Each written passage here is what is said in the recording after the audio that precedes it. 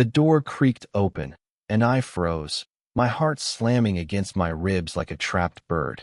I was alone in the guest room, the house silent except for the faint hum of the Arizona night outside. Then, Mr. Callahan, my best friend's dad, stepped inside, his shadow stretching across the floor like a secret too big to hold. I'd known Ethan Callahan since I was a kid, back when my family moved to Tucson, and his son, Jamie, became my closest friend.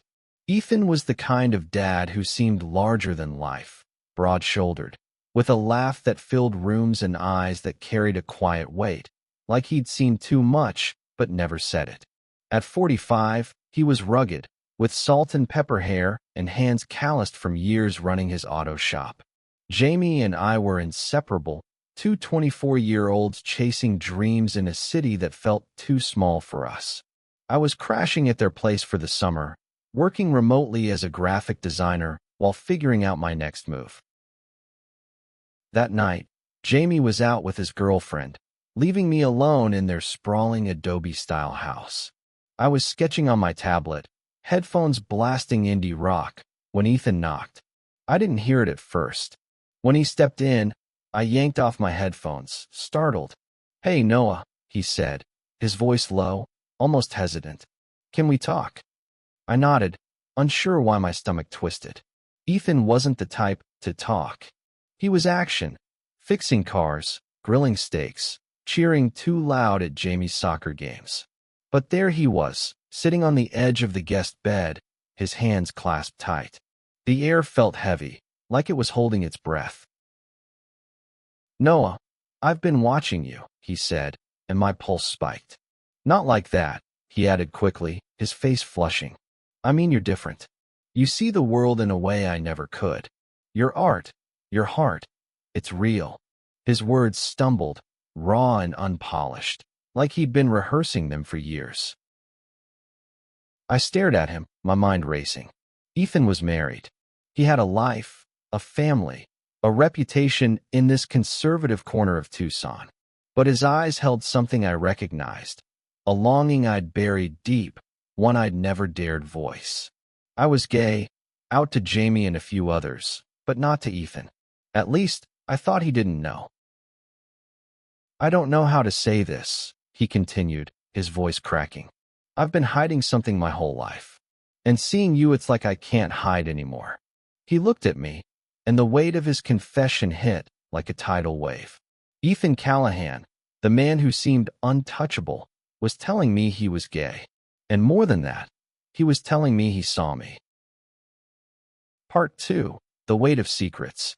The days after that night were a blur of tension and stolen glances. Ethan and I didn't talk about it again, not directly, but the air between us crackled. Jamie noticed nothing, too wrapped up in his own world. But I couldn't unsee Ethan's vulnerability, the way his hands shook when he handed me a coffee mug one morning, or how he lingered when he said goodnight. I tried to focus on work, sketching designs for a local nonprofit, but my mind kept drifting to him.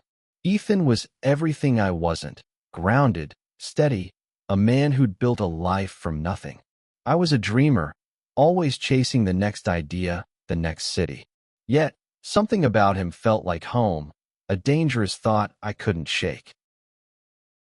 One evening, Jamie dragged us to a rooftop bar downtown, the city lights sprawling below like a canvas of stars. Ethan came along, quieter than usual, nursing a beer while Jamie and his girlfriend danced.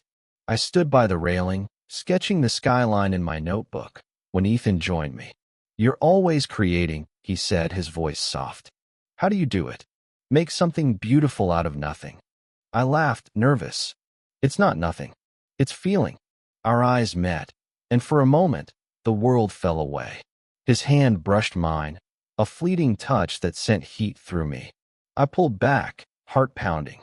"Ethan, we can't," I whispered. "I know," he said, but his voice was thick with regret. I've never felt this before. Not in 20 years of marriage. Not ever."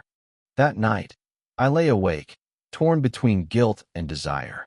Ethan was married to Laura, Jamie's mom, a kind woman who baked cookies and asked about my art. But I couldn't stop thinking about him, his quiet strength, his hidden pain. I was falling, and it terrified me. Part 3. The Breaking Point. Weeks passed, and the tension grew unbearable.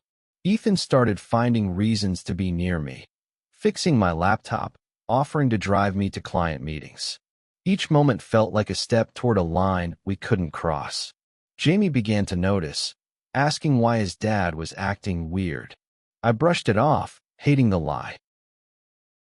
One night, a monsoon rolled into Tucson, the sky splitting with thunder. Jamie was out, and Laura was visiting her sister in Phoenix. Ethan and I were alone in the house, the rain hammering the windows. I was in the living room, sketching, when he sat beside me. "Noah," he said, his voice raw.